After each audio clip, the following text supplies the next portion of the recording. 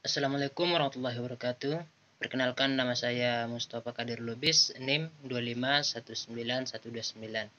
Baiklah, di sini saya akan coba menjelaskan seperti apa security dalam sistem terdistribusi.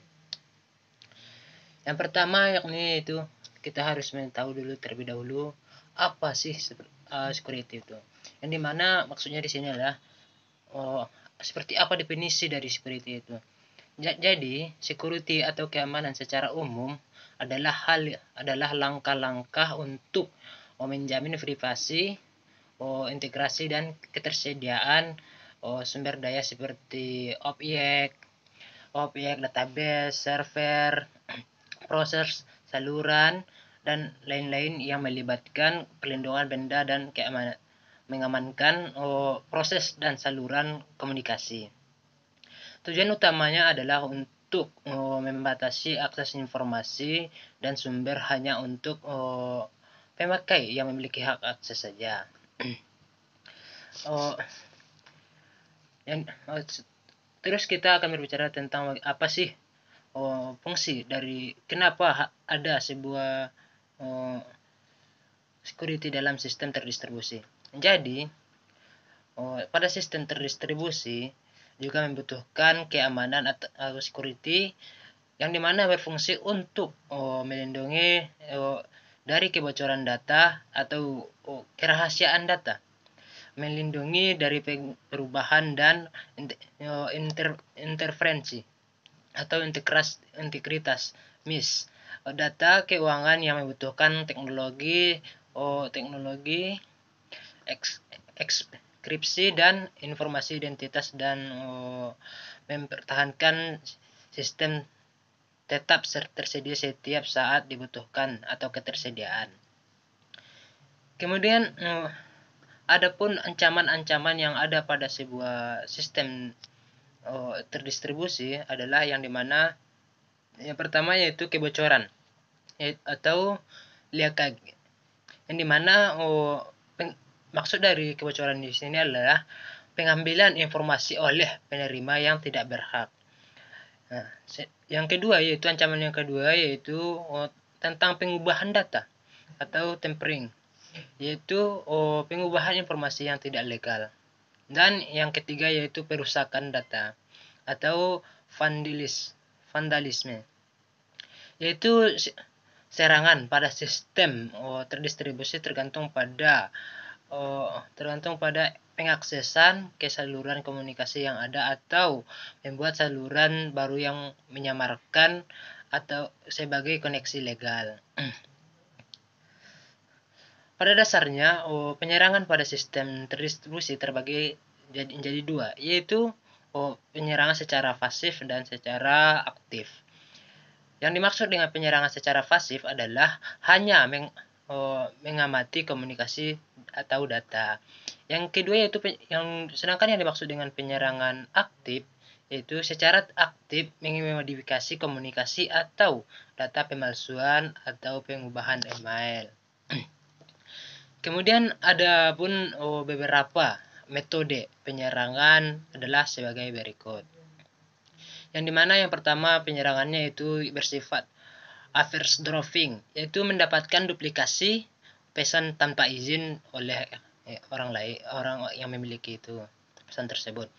Yang kedua yaitu masquerading, yang dimana yaitu mengirim atau menerima pesan menggunakan identitas lain atau tanpa izin mereka.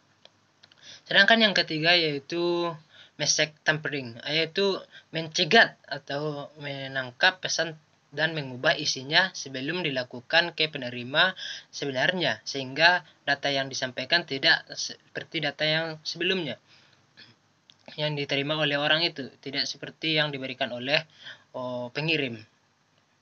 Yang berikutnya yaitu replaying, yaitu menyimpan pesan yang ditangkap untuk pemakaian berikutnya. Sedangkan kasus yang berikutnya itu adalah denial of service atau DOS, yaitu membanjiri saluran atau sumber lain dengan pesan yang bertujuan untuk mengagalkan pengaksesan pemakai lain, sehingga pesan tersebut jadi rusak. Kemudian kita berbicara tentang mekanisme dan teknik yang ada pada sistem keamanan terdistribusi. Yang dimana yang pertama yaitu tentang mengenai mekanisme keamanan. Untuk dapat mewujudkan layanan keamanan jaringan pengembangan sistem, tentu dapat menggunakan mekanisme keamanan jaringan. Rekomendasi itu _T X800 juga mendefinisikan beberapa mekanisme keamanan jaringan, yang dimana adalah sebagai berikut, yaitu yang pertama yaitu penyandian atau encryption merupakan mekanisme keamanan jaringan yang digunakan untuk menyembunyikan data. Mekanisme dapat menyediakan layanan kerahasiaan data, meskipun dapat juga digunakan untuk layanan lainnya. Kemudian yang berikutnya yaitu tentang keutuhan data. Untuk menjamin melakukan mekanisme keutuhan data, yang mana digunakan untuk memastikan keutuhan data pada unit data atau pada suatu aliran atau stream data unit. Yang ketiga yaitu data signature atau digital signature, merupakan mekanisme keamanan jaringan yang menyediakan cara bagi pengirim data untuk menandatangani.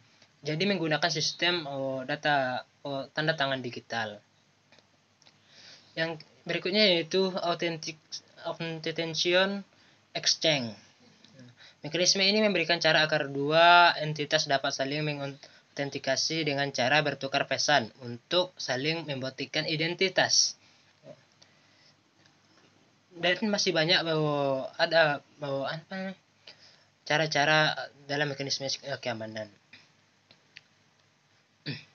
Kemudian berbicara tentang teknik security, keamanan sering dipandang hanyalah merupakan masalah yang melibatkan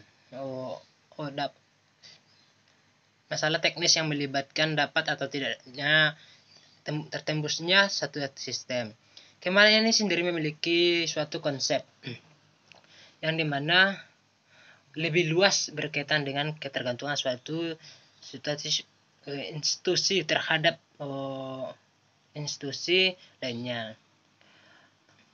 Di dalam aplikasi, suatu penentu sistem yang aman akan mencoba melindungi adanya beberapa kemungkinan serangan yang dapat dilakukan pihak lainnya. Teknik security ada antara lain sebagai yang ini adanya sniffing atau penyadapan. Yang kedua yaitu dibuatnya sistem pendeteksi intrusi. Yang ketiga yaitu adanya scanning atau pemindaian. Yang keempat itu adalah IP spoofing. Yang kelima yaitu antivirus dan firewall. Jadi solusi keamanan adalah sebagai yang dimana didirikannya pusat-pusat informasi tentang keamanan seperti SERF, security focus, semantics, adanya milis-milis tentang keamanan sistem, adanya penggunaan mekanisme deteksi global, dan adanya pembentukan jaringan tim penanggapan insiden di seluruh dunia. Baiklah, hanya itu. Sampai disitulah penjelasan saya mengenai tentang security. Assalamualaikum warahmatullahi wabarakatuh.